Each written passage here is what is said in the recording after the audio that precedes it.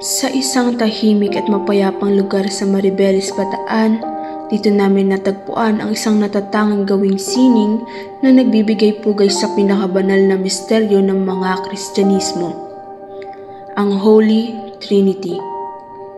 Isang malaking rebulto na binubuo ng tatlong muka na nagpapakita ng Diyos Ama, Anak, Espiritu Santo.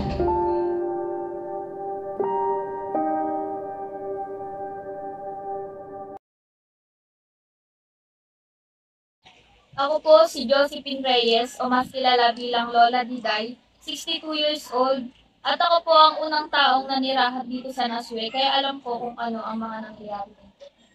Ang mukha ng Diyos Ama ay kulay puti na sumisimbolo sa kalikasan at karunungan. Ang kanyang mga mata ay nakatingin sa langit at nagpapahayag ng kanyang pag-ibig at pag-aalaga sa kanyang mga nilikha. Ang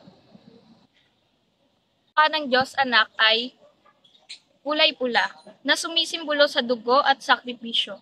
Ito ay may sugat sa noo na nagpapakita ng kanyang pagtitiis at pagpapatawad.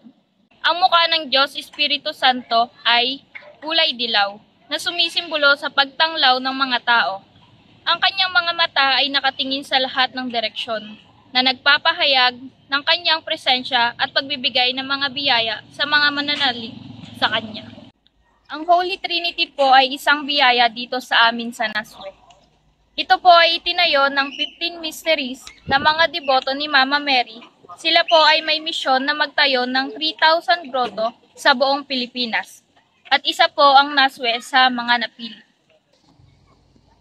Nung una po, nagtaka kami kung bakit dito tinayo sa Nasue ang Holy Trinity.